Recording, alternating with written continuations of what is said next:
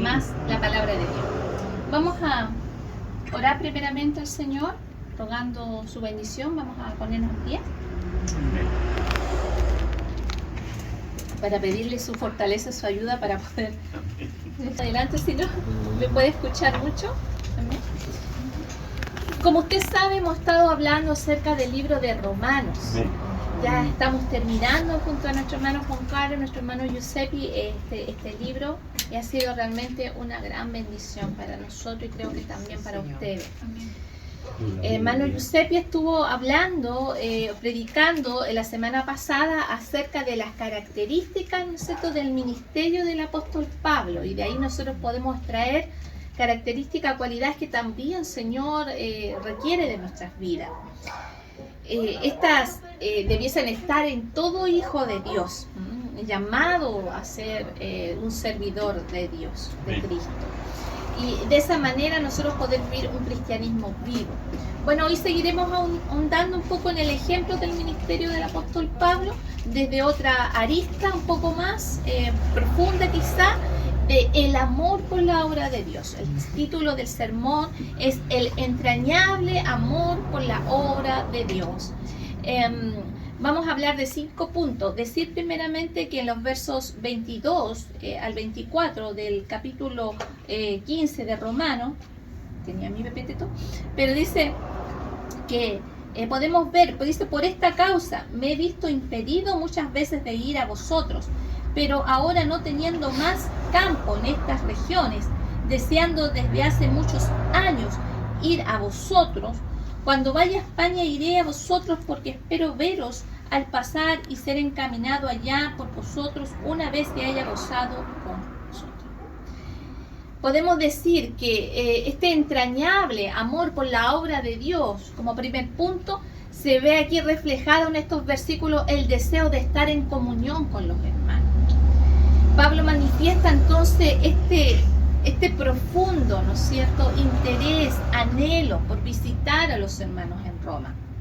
Y es algo que tenía desde hace mucho tiempo. De hecho, en Romanos 1.10, la NBI nos dice, si vamos a Romanos 1.10, en la NBI dice: siempre pido en mis oraciones que, si es la voluntad de Dios, por fin se me abra el camino para ir a visitarlo. Es un deseo intenso por verlo y por estar con ellos, ¿no es cierto? Está supeditado a la voluntad de Dios, si bien es cierto, pero había también en él una convicción en el Señor de que les vería y que sería un futuro también viaje misionero hacia la tierra de Roma, y ellos serían como un puente y que le iban a ayudarnos a llevar el evangelio también a España.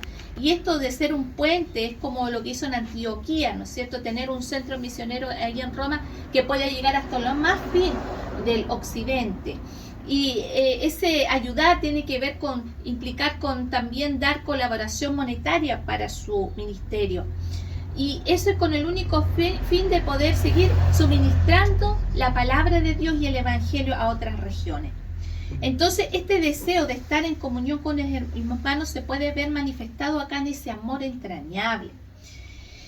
Es una comunión que desea de forma presencial y espiritual. Qué importante el reunirnos juntos presencialmente, ¿no es cierto? Estar juntos, aunque es más que estar juntos en un recinto. Hablo de algo, una unidad espiritual. Entonces, esta comunión entre los hermanos, Pablo la tenía con todas las iglesias, en todas las regiones, que él había levantado iglesias, aunque en Roma él no la había levantado, pero él tenía comunión con ellos y con toda la iglesia del Señor. Y eso nos llama a nosotros a poder tener comunión con aquellos que predican la palabra, que enseñan el evangelio y la buena doctrina. También Amén. Nuestro corazón debe estar unido a todos nuestros hermanos en todo lugar y en todo el mundo. Y eso iba a producir y constituiría en él una fuente de gozo profundo, porque eso debiese ser, ¿no es cierto?, en nuestras relaciones. Este amor profundo por la obra implica un amor profundo también por los hermanos, que va a producir un contentamiento. Qué alegría, qué gozo podemos tener nosotros cuando nos reunimos. Esto entonces nos refleja a nosotros el amor, ¿no es cierto?, el amor también de Cristo en nuestras vidas. Podemos decir que cuando usamos la palabra entrañable, que es algo viene de lo más íntimo, de las entrañas, ¿no es cierto? Resulta un efecto cercano, un efecto tierno. Es algo tierno, es como cuando usted ve a un bebé y usted quiere abrazarlo. Cuando vemos a Danielito, nosotros más pequeños entre nosotros queremos abrazarlo, algo tierno, nos produce algo en nuestro corazón. Cuando vemos a los pequeñitos, cuando vemos a Isabela, y perdone, disculpe también, pero cuando usted ve un cachorrito, ¿no es cierto? Hay una cosa tan rica, uno quiere abrazarlo, apapacharlo, pero ese es algo entrañable, algo íntimo.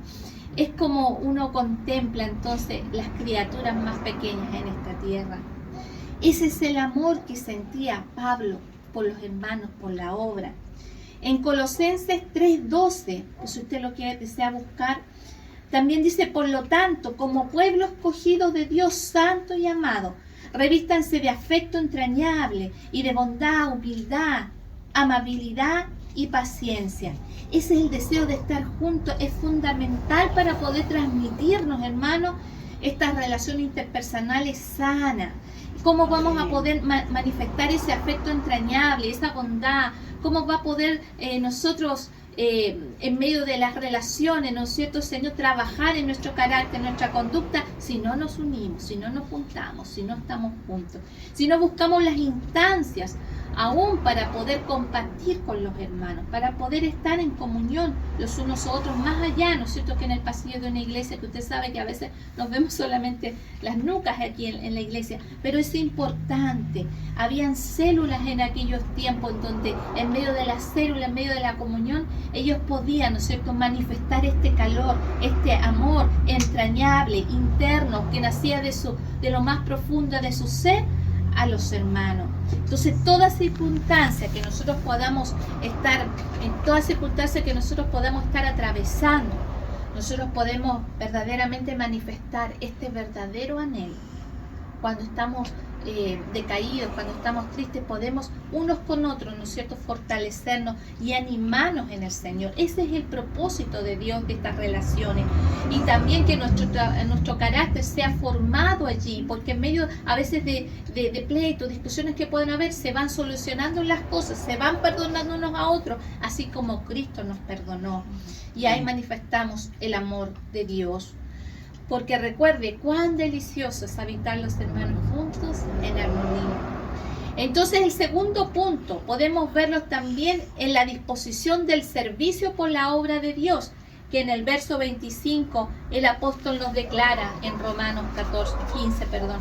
Mas ahora voy a Jerusalén para ministrar a los santos. El apóstol estaba preparando entonces con antelación este viaje a los santos en Jerusalén. Estaba impelido por Dios. ¿Qué quiere decir esto? Que estaba animado, estaba llevado, impulsado por Dios para poder ir, ¿no es cierto?, a presentarse allí con los hermanos. A toda costa, él iba a estar de una forma u otra presente allí. Era movido entonces por su gran amor por los hermanos también, en este caso ahora a Jerusalén, porque tenía, antes de ir a Roma, tenía que ir ciertamente rumbo a Jerusalén también. Como decía el verso 25, repito, más ahora voy a Jerusalén para ministrar a los santos. ¿En qué consiste esta administración? En una ofrenda que era para los hermanos pobres en Jerusalén. Estamos hablando entonces que la administración de un servicio puede ser, ¿no es cierto?, no solamente predicar, sino solamente enseñar, sino también poder ayudar a los hermanos en sus necesidades. Pero analicemos un poquito la cronología de estos eventos. Romanos fue escrita más o menos en el 57 al 58 después de Cristo. Y fue escrita en la ciudad de Corinto, donde Pablo pasó 1 año y medio más en esa ciudad, según nos muestra la palabra ahí en Hechos. Pero vemos allí que mientras él estaba escribiendo, ¿no es cierto?, en Corinto, él estaba en su tercer viaje misionero, ya estaba con esa necesidad de ir a Roma y estaba sabiendo también ciertas cosas que iban a pasar con él en Jerusalén. Voy al punto, ¿no es cierto? Recuerden, no olvide, es una disposición de servicio a Dios. En Hechos, si usted busca Hechos 20, busquemos Hechos 20, del versículo 22 al 24, y podemos mantenernos allí vamos a ver qué dice. Ahora, he aquí, ligado yo en espíritu, voy a Jerusalén, sin saber lo que allá me ha de acontecer, salvo que el Espíritu Santo por todas las ciudades me da testimonio diciendo que me esperan prisiones y tribulaciones. Pero de ninguna cosa hago caso, ni estimo preciosa mi vida para mí mismo, con tal que acabe mi carrera con gozo y el ministerio que recibí del Señor Jesús, para dar testimonio del Evangelio de la gracia de Dios. Para Pablo, ministrar, servir a los hermanos, significa algo más de lo que es para nosotros hoy. Significa ser perseguido, ser muchas veces también encarcelado, e inclusive poder llegar a dar su vida por causa de la obra de Dios. Era una vocación, una carrera, ¿no es cierto?, para él que se realizaba aún con todas esas penurias, con gozo, sin importar el sacrificio que eso significaba, porque había recibido un llamamiento y que aunque es honorable recibir un llamamiento de un hombre en esta tierra o de un ministro, él había recibido este llamamiento de Jesucristo mismo, en persona. Había recibido de su Señor una encomienda a poder realizar la obra misionera, la obra allí a los gentiles y poder evangelizar, hablar a otros de su Señor.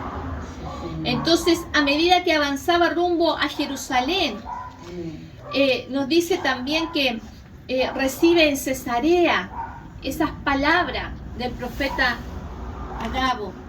En Hechos 21:11,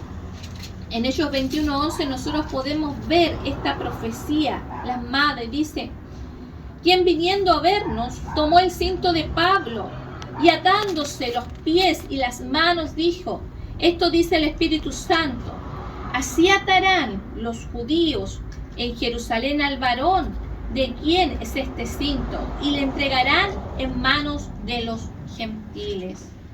Una vez más estaba confirmando aquello que iba a suceder con él en Jerusalén.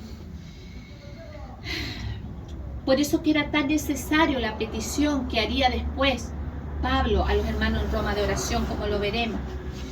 Pero siguiendo la lectura, el mismo hecho, podemos ver los versos 12 y 14. ¿Cuál es la respuesta del apóstol Pablo? Dice: y al oír esto le rogamos nosotros y los de aquel lugar que no subiese a Jerusalén.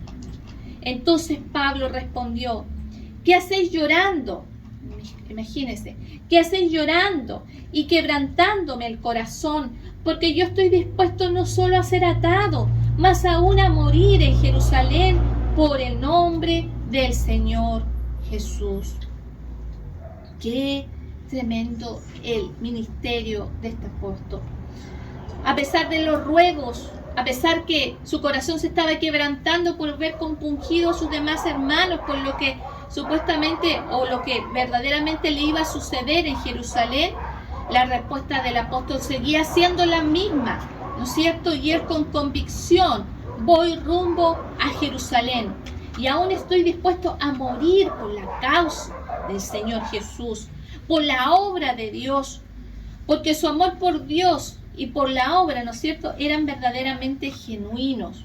Entonces, si nosotros estamos hablando de esta disposición de servicio, para él esta disposición de servicio implicaba las cadenas, implicaba perder su libertad aún, e implicaba también la muerte, como posteriormente sucedió. ¿Y a quién nos parece o a quién nos asemeja aquella frase: voy rumbo a Jerusalén? ¿No es acaso de nuestro mismo Señor Jesucristo? En Lucas 9:51 Jesús mismo dice: cuando se cumplió el tiempo en que Él había de ser recibido arriba, afirmó su rostro para ir a Jerusalén. Porque el Señor nos dio ejemplo, y el ejemplo máximo de servicio sacrificial. El servicio es una entrega total, absoluta hacia Dios, pero que también está realizado hacia nuestros hermanos, hacia la comunidad cristiana, hacia la misma obra de Dios. Y nosotros tenemos que empezar a examinarnos a través de la palabra ¿Cómo está nuestro servicio delante del Señor y delante de nuestros hermanos? ¿Es un servicio sacrificial? ¿Es un servicio que nos cuesta? ¿O es un servicio que no nos cuesta? Pablo entonces siguió el ejemplo al pie de la letra de Jesucristo, pero no solamente porque era su Señor, sino también porque así lo dictaminaba su corazón, porque él se había entregado con todo al Señor Jesús, su vida le pertenecía. Ahí estaba implicado su voluntad, su disposición absoluta para Dios y para su obra. Quizá usted diga, pero yo no tengo un llamado, yo no tengo un ministerio. Si bien es cierto, hay quienes tienen llamado, ¿no es cierto?, a pastorado, otros tenemos un llamado, ¿no es cierto?, a predicar o a enseñar la palabra. Algunos tienen un llamado a diferentes áreas de la iglesia, porque somos un cuerpo con diferentes miembros y diferentes funciones. Amén. Pero cada uno tiene una participación importante en la obra de Dios. Cada uno es necesario en la obra de Dios. Y si bien es cierto, no somos imprescindibles, todos somos necesarios. Nadie sobra en la obra del Señor. Nadie sobra en la iglesia. Y tenemos el llamado de Dios ahí en Juan 15:13. Dice, nadie tiene mayor amor que este, que uno ponga su vida por sus amigos, por sus hermanos. De tal manera entonces que podemos decir que esta disposición de servicio implica una gran responsabilidad para nosotros. ¿No es cierto? Sea lo que Dios le haya llamado a hacer, debemos hacerlo como para el Señor, para la gloria de Dios, pero también para los demás, para nuestros hermanos. Estoy entonces refiriéndome a un servicio quizás más allá del que damos en la semana, ¿no es cierto?, los avisos. Es algo más profundo. Y no estoy hablando tampoco de un activismo, de tantos programas que se llenan las iglesias, sino estamos hablando ciertamente de algo espiritual y de algo también vivencial. Este servicio nos guía a nosotros en todas las áreas de nuestra vida. Yo sé que servimos al Señor, podemos decir que tenemos que tener un estilo de vida que sirva al Señor, y eso lo hemos estado repitiendo, pero no debemos olvidar, ¿no es cierto?, que el servicio va más allá también de lo que nosotros hacemos en el trabajo, en la casa. Yo sé, ahí estamos sirviendo al Señor, atendiendo, haciendo todas las cosas, pero estamos hablando que todo servicio implica el reino de Dios. Amén. Implica para el reino de Dios. Si usted está criando, es para el reino de Dios. Si usted está trabajando de alguna manera, compartir la palabra para el reino de Dios. Hablar a otros de Cristo, porque si hay un trabajo que nosotros tenemos, es evangelizar, alcanzar a los perdidos. Amén. Y dar prioridad también, un servicio a los santos, como Pablo aquí lo requería. Tercero, la generosidad material para con la obra de Dios. Y esto a veces es difícil hablarlo, ¿no? Personalmente para mí, pero entiendo que tenemos que predicar todo el consejo de Dios. Y los versos 26 y 28 nos hablan de una forma especial, aquí asombrosa, que Dios usa a Pablo, la generosidad material con la obra de Dios. Los versos 26 al 28, donde estamos ahí en Romanos 15, nos dice de esta manera: porque en Macedonia y Acaya tuvieron a bien hacer una ofrenda para los pobres que hay entre los santos que están en Jerusalén, pues le pareció bueno y son deudores a ellos, porque si los gentiles han sido ellos participantes de sus bienes espirituales, deben también ellos ministrarles de los materiales.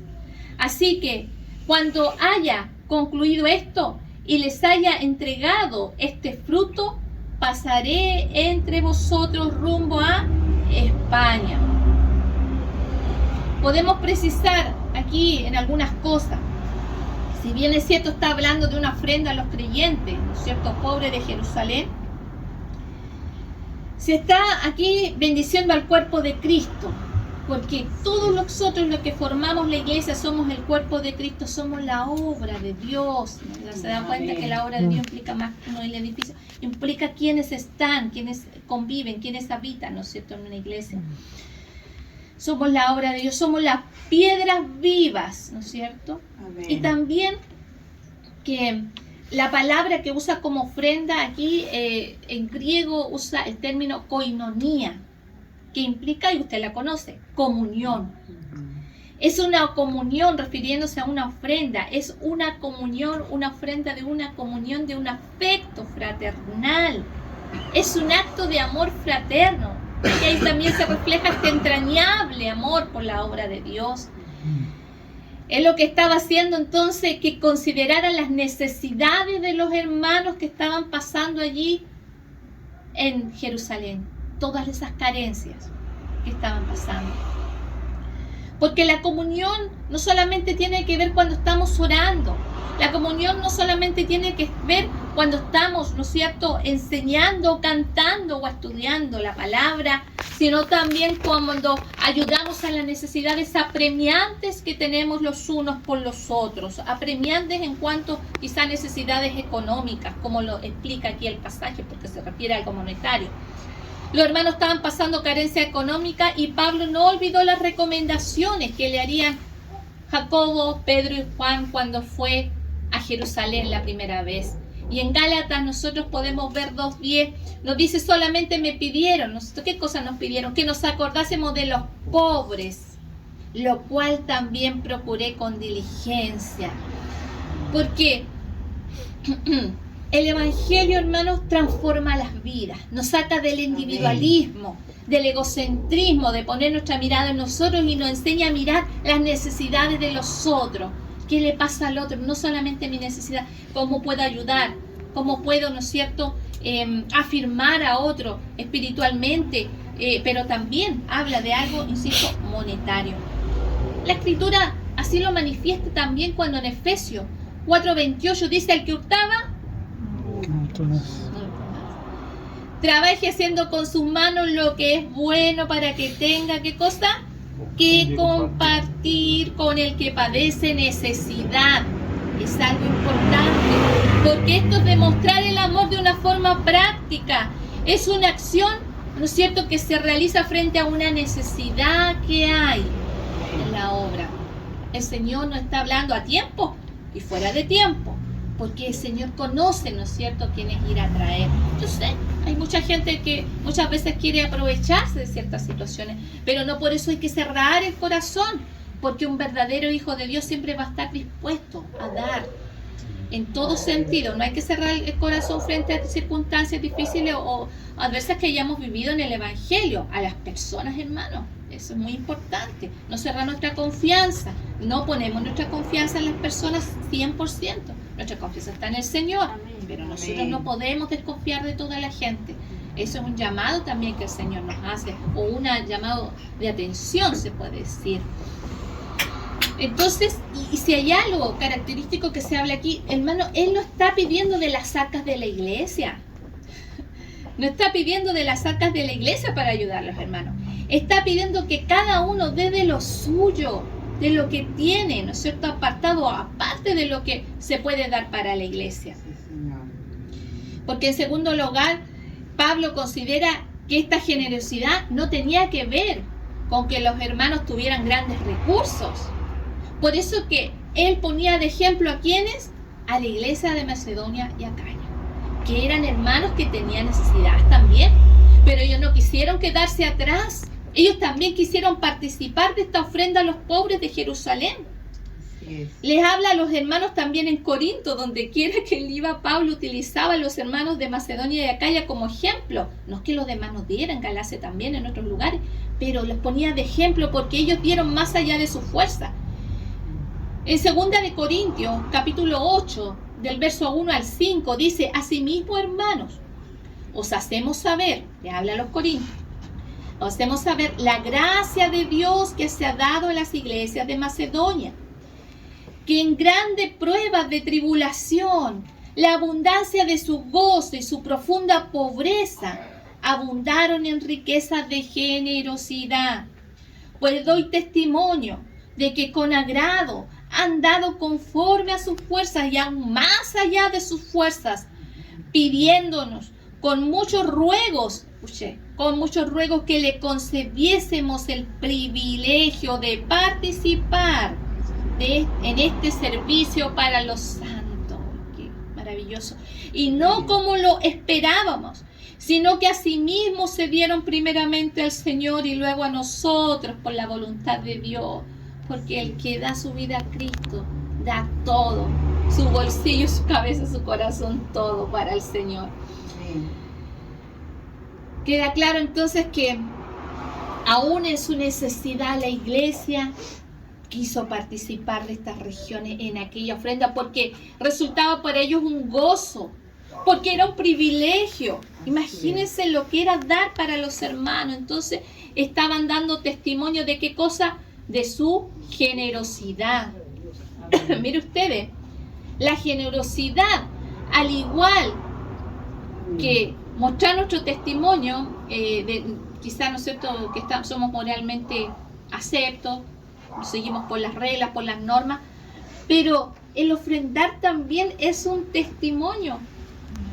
El entregar con generosidad también es un testimonio. Estamos testificando lo que Dios ha hecho en nuestras vidas cuando nosotros también ofrendamos para los hermanos con una necesidad puntual, nos sacamos de nuestros bolsillos, también cuando lo hacemos para la obra del Señor. Cuando sabemos que hay necesidad en medio de la obra, estamos preocupados de apartar para el Señor lo que corresponde a Él y aún más allá, porque, hermano, el 10% es una medida mínima. Es mínima. Eso, gracias al Señor, nosotros acá lo ve Dios y Dios también lo recompensa. Pero seguimos en el pasaje, el mismo Corinto decía el verso 8-9, si seguimos leyendo un poquito más abajo, dice: no hablo como quien manda, sino para poner a prueba, por medio de la diligencia de otros, también la sinceridad del amor vuestro, porque ya conocéis la gracia de nuestro Señor Jesucristo, que por amor a vosotros se hizo pobre siendo rico, para que vosotros con su pobreza fueseis enriquecidos. Aquí Pablo está desafiando a los corintios, mostrándole el ejemplo de los hermanos de Macedonia, indicando que la generosidad, ¿no es cierto?, de ellos era una muestra de ¿qué cosa? De amor sincero. Cuando nosotros damos para la obra del Señor o para una necesidad de nuestros hermanos, estamos también mostrando, ¿no es cierto?, un amor sincero. Cuando hay necesidades en medio de la obra. Amén. Y nosotros la estamos viendo, Dios nos manda a suplirla. Y eso es una muestra, insisto, repito, de amor sincero. Teniendo como ejemplo máximo a Jesucristo, que Él dice que se hizo, ¿no es cierto?, se despojó de la riqueza que Él tenía en gloria para poder venir, ¿no es cierto?, a enriquecernos a nosotros. Qué maravilloso el ejemplo del Señor. Como también dijo, más bienaventurado es dar, ¿qué cosa?, que recibir, lo dijo el Señor. No solamente que me den, sino cuánto yo doy a los demás. Y no estoy hablando solamente de ser generoso cuando nos tocan la puerta y nos piden algo. Es ir nosotros allá. Así como ir y predicar, ir también y hacerlo. Por otra parte, aunque voluntaria su ofrenda, era también el pago de una deuda, ya que en correspondencia a los bienes espirituales que habían recibido de los judíos, esto es que bienes espirituales, o sea, primero vino Cristo de los judíos, segundo vino la palabra, vino la salvación, vino la gracia, todas estas cosas proceden de los judíos. Entonces, esta correspondencia era en gratitud por lo que habían recibido de los bienes espirituales, ¿no es cierto?, para ministrar en este caso. Ahora ellos los bienes materiales a aquellos judíos de los cuales tanto habían recibido de parte de Dios. Entonces era una gratitud y un deber de ministrar de los gentiles hacia los judíos. 1 Corintios 9:11 dice, nos habla de esto también, y es como cegar lo material, ¿no es cierto? El que sembró, el que cegó, el que cosechó el material. Y Pérez Millos dice algo interesante. En este sentido, tiene aquí un doble carácter, el de sacrificio y el de comunión. La ofrenda no es una imposición económica, sino un sacrificio espiritual. Imagínense, sacrificio espiritual. Así cuando nosotros apartamos para la obra del Señor, sabiendo de las necesidades que hay, nosotros sacamos de lo que tenemos. Aún las mujeres, si algo recibimos, ¿no es cierto?, también podemos, de lo que nos dan a nosotros, también poder dar, pero todos podemos de alguna forma darnos al Señor. Si no hemos dado al Señor en todo, vamos a dar. Y poder compartir también con otros. Importante es tener claro que nuestro dinero es para darse, para administrarlo. Somos administradores, porque el Señor nos da la vida, la salud para poder trabajar y tener lo que tenemos. Pero somos administradores y es para dar a la obra, para dar a los pobres, para dar en alguna necesidad, no solamente una sola cosa. Y esto es considerado un fruto. ¿Cómo decía ahí? Era un fruto. Voy a entregar este fruto. ¿Se da cuenta? Es un fruto. ¿Y qué es lo que el Señor quiere de nosotros? Que demos mucho fruto. No. Y este fruto debe ser agradable y debe ser para la gloria de Dios. Amén. Cuarto, la prosperidad espiritual demostrada en la obra de Dios. También vemos el amor entrañable de Pablo, ¿no es cierto?, hacia la obra de Dios, en que esa prosperidad espiritual, y aquí quedamos, pero sumamente corto, ¿no? El verso 29 dice: y sé que cuando vaya a vosotros llegaré con abundancia de la bendición del Evangelio de Cristo. Mire, en los escritos originales no se menciona la palabra evangelio, pero está implícito de una forma. Se muestra la convicción del apóstol uno que iría a Roma. Voy a estar allí.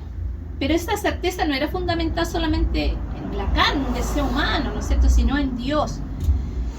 Y él siempre tenía esto delante de Dios en petición. Se demuestra una vez más, el profundo aprecio de Dios por los creyentes. Y algunos conocían personas, de hecho muchos los vamos a ver Dios mediante el próximo domingo, que conocían muchos en Roma. Quizá una cantidad considerable, pero no a todos, pero conocía mucho. Por eso que hay muchos saludos hacia allá. Pero la gran mayoría no le conocía. Sin embargo, tenía buen testimonio de ellos, de los hermanos en Roma. En Romanos 1:8 dijo: primeramente doy gracias a mi Dios mediante Jesucristo con respecto de todos vosotros, de que vuestra fe se divulga por todo el mundo. Qué maravilloso es. Como le decía, la palabra evangelio no aparece en los escritos originales, más antiguos, en el griego, pero es coherente, ¿no? Que esta abundancia es producto de Cristo mismo. Esta abundancia del ministerio del apóstol es solo por Cristo, procedente de Cristo, y ciertamente es producto del evangelio al cual Pablo había abrazado, porque dice él: con abundancia de la bendición de Cristo. Es Cristo en nosotros.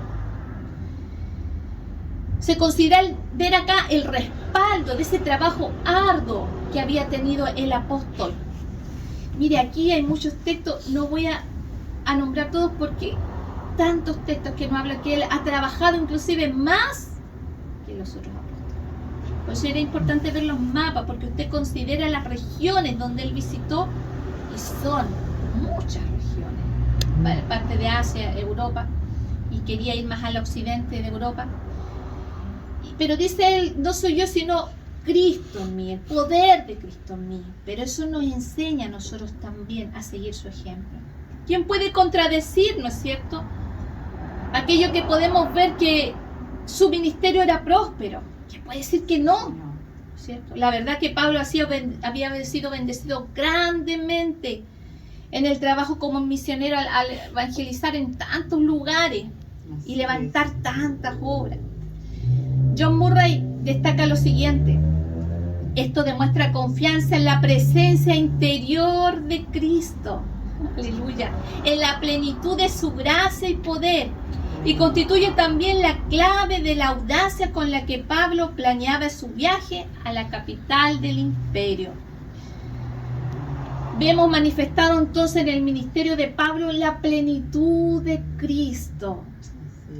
Está desplegada esa plenitud en su vida y se ve en forma palpable, visible, ¿no es cierto? No solamente en las manifestaciones del poder de Dios, en milagros, en sanidades, porque recuerde que Dios es soberano y Él puede permitir en cualquier época y ocasión todo esto. Él quiere en un momento, lo hace. Amén. Si bien es cierto, ahora no se ve de esa manera, ¿no es cierto? Pero Él lo puede hacer en cualquier momento. Solamente que los milagros están destinados a ser esos milagros. No son cotidianos, hermano. Pero vemos milagros. Ahora, el milagro más grande es que una persona sea transformada por el poder del Señor. Y en eso el ministerio de Pablo fue totalmente próspero, porque levantó iglesias, discipuló a sus miembros, se quedó 1 año y medio en Corinto, 2 años en Efesios para poder enseñar la palabra, y los hermanos comían la palabra y a través de eso eran transformados por el poder del Señor. La confianza es esa, que la palabra es la que produce el fruto, la palabra. Entonces esta prosperidad, ¿no es cierto?, podemos verla en el dinamismo de su ministerio, no sin oposición, porque nosotros lo vemos en retrospectiva, todo lo que él hizo, pero en ese tiempo él no era muy querido por algunos, era considerado quizás jactancioso, era considerado tantas cosas, pero las pruebas visibles de su ministerio no las veía, el fruto, la gente viniendo a Cristo. Pero tenía oposición, ¿no es cierto?, de los judíos que no querían creer en Cristo y de los judíos o judaizantes que creyendo en Cristo habían abrazado más la ley mosaica. Pablo siguió adelante a pesar de toda esa oposición, ¿no es cierto?, porque estaba lleno de Cristo y pleno de Cristo. ¿Cuán lleno, cuán pleno nosotros estamos de Cristo? ¿Cómo podemos hacer su obra si aún tenemos tanto de nosotros en nosotros? Le aseguro una cosa, que a Pablo nadie podía arrebatarle ese gozo, aunque él sufría, lloraba, sí, lo hacía en la presencia del Señor, sufría por la obra, por la causa de Cristo. Nuestro hermano Giuseppe nos mencionó el domingo pasado todas aquellas cosas, azotes, no sé, todo lo que está escrito en la palabra, nos habló de aquello también. Y podemos nosotros ver entonces que ese gozo era profundo porque estaba la plenitud de Cristo en él. Porque esa verdadera pasión que lo impulsaba al apóstol era querer llevar, ¿no es cierto?, la palabra de su Señor a todos los lugares, a los límites más occidentales de Roma y de España. Amén. Creo que estamos muy al debe en esa parte. El Señor nos ayude. Necesitamos rogar al Señor para ser llenos de su gracia, porque el Señor ha dejado todas las herramientas y nos ha provisto de su Espíritu para poder hacer la obra. Si estamos llenos de su palabra, entonces abundaremos en prosperidad espiritual. Es una meta, es un desafío. Pero ¿cuál es nuestra medida? Ya conocemos la medida del apóstol, ¿no es cierto? Para nosotros entonces es un desafío poder aferrarnos a Dios contra nuestras fuerzas para llevar a cabo su obra en el Espíritu. Señor, más de ti, menos de mí. Cuando tenemos amor profundo por aquello que costó el precio de sangre a Jesucristo, a nuestro precioso Jesús, habrán cambios también radicales en nosotros y en la forma que miramos la obra de Dios y que hacemos la obra de Dios. En quinto lugar y último, colaborando en oración por la obra de Dios. Colaborando en oración por la obra de Dios. De los versos 30 al 33. Pero os ruego, hermanos, por nuestro Señor Jesucristo y por el amor del Espíritu, que me ayudéis orando por mí a Dios, para que sea librado de los rebeldes que están en Judea, y que la ofrenda de mi servicio a los santos en Jerusalén se acepta, para que con gozo llegue a vosotros por la voluntad de Dios, y que sea recreado juntamente con vosotros. Y el Dios de paz sea con todos vosotros. Amén. Aquí observamos la petición de oración que solicitaba el apóstol. Esto era algo característico de su ministerio. Él no hacía la obra de Dios solo. Él pedía la oración a los hermanos y pedía, hermanos, oremos, oren por mí, oren por mi ministerio, oren porque quiero que se abra puerta, pero solo Dios la puede abrir, hermanos, oren. Siempre requirió entonces de las oraciones de los hermanos para el respaldo misionero. Spurgeon, a que nos gusta Spurgeon, dijo, nadie puede hacerme un favor más grande en este mundo que orar por mí. Aquello es tan cierto, ya que para hacer la obra de Dios, hermanos, para tener una palabra, un estudio, para hacer todas las cositas a veces que usted ve que hacemos, eso demora tiempo. No es que uno tome un libro y venga, no, requiere oración y requiere ver muchos libros, que tantas cosas, ¿no es cierto?, que Dios va elaborando, pidiéndole al Señor la gracia, pidiendo al Señor, Señor, ¿cómo puedo hacer para que la palabra penetre en los corazones, mandando tareas, haciendo cosas? Todo requiere un esfuerzo, un trabajo, pero ¿cómo podemos hacerlo? Si no pedimos al Señor que nos ayude y nos dé la sabiduría, la inteligencia para hacerlo, no podemos. La visión la entrega Dios, las capacidades vienen de Dios, las habilidades vienen de Dios, los dones vienen de Dios. Amén. Todo lo que tenemos proviene de Dios. Pero por eso necesitamos orar, interceder por la obra de Dios. Cuando amamos la obra de Dios, vamos a interceder por la obra de Dios. Amén. Una frase de Spurgeon que también me impactó, decía, deje que el Dios de Daniel sea su Dios en el cuarto de oración, y Él será su Dios en el foso de los leones. Y eso fue lo que vio Pablo, ¿no es cierto? Sin lugar a dudas. Estaba en el foso de los leones, por eso pedía la oración. Oren por mí, porque no sé cómo será ese viaje, cómo irá a ser, ¿no es cierto?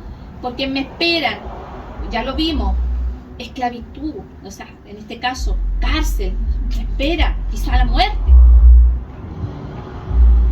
Entonces, amar la obra de Dios es interceder por ella. Señor, ayúdanos a poder orar más. Amén, por esta obra. Señor. Y por la obra, no solo esta estamos hablando, que estamos iniciando, sino la obra en el mundo. Amén. Pero orar por lo que Dios nos ha encomendado a nosotros en este lugar, para que envíe siervos, para que envíe, ¿no es cierto?, también personas que le conozcan.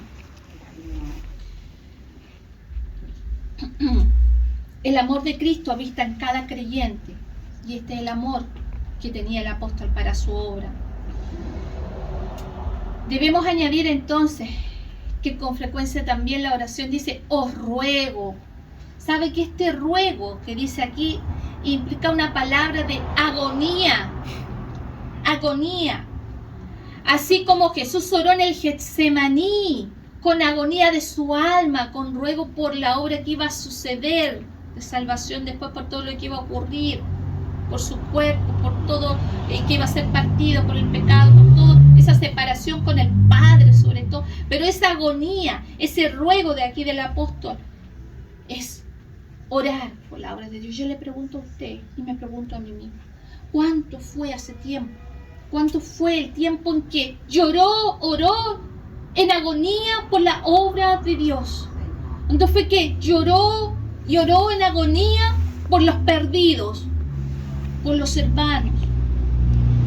Gloria al Señor si así ha sido, hermano. Pero requerimos más, siempre estamos faltos, ¿no es cierto? Necesitamos más. Y esa no es una excusa, sino es para poder más. Haz del Señor. Oración colaborativa es amar la obra. Efesios 6:18 dice, orando en todo tiempo con toda oración y súplica en el Espíritu, y velando en ella con toda perseverancia y súplica por todos los santos. Texto que memoricémoslo. 3 propósitos. Ya voy acabando. 1, para ser librado de las luchas por la obra. Ya dijimos cuál era. Muchas, ¿no es cierto? Por aquellos que se oponían al ministerio de Pablo. Uno puede decir, ¿pero cómo se oponían? Se oponían. Estaban los celos, la envidia por la gracia de este varón también, por los frutos que tenía. Los judíos que se niegan, ¿no es cierto?, a reconocer a Jesús como Mesías y Señor, y los judaizantes que abrazaban la ley mosaica. En verdad era una petición persistente por aquello, Pablo. 2, para que el servicio realizado sea acepto Es en segundo lugar, la ofrenda fuese recibida como olor grato por los hermanos que estaban con necesidad en Jerusalén. Y 3, para que Dios haga su voluntad. Porque aunque está en tercer lugar, no por eso menos importante, sino que es como que la corona, ¿no es cierto?, de todo lo que ha dicho. Realza al final a través de pedir que se haga la voluntad de Dios. Porque es Dios quien hace, hermano, su obra. Amén. Por eso que descansamos, pero ¿dónde tenemos que afinarnos? Allí en la oración, en la palabra, en hacer, como el apóstol nos mostraba en todas las cosas que él era movido por el Espíritu a hacer. Había una frase que algunos dicen, ¿cómo era, Giuseppe? Pedimos todo y lo damos todo. En oración pedimos todo, pero también lo entregamos todo al Señor.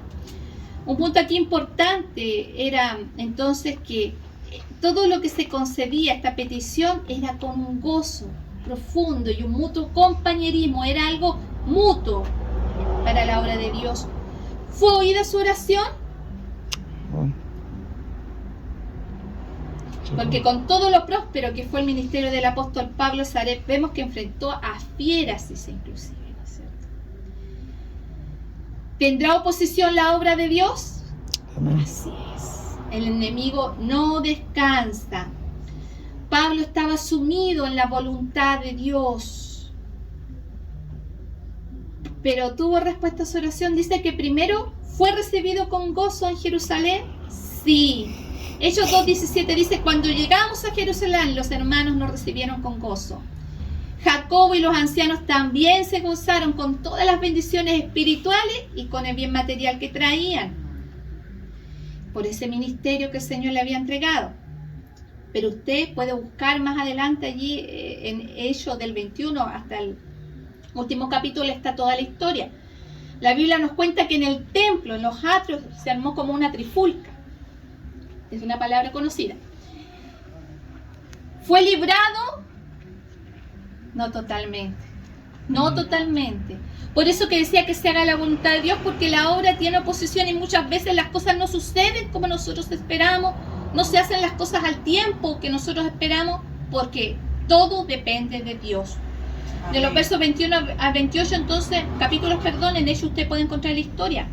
Vemos que Dios contestó su oración en parte, porque no fue librado de los golpes, hermano, no fue librado de aquellos golpes que le propinaron, de aquel encarcelamiento no fue librado. Es más, estuvo 3 años preso en Jerusalén y en Cesarea.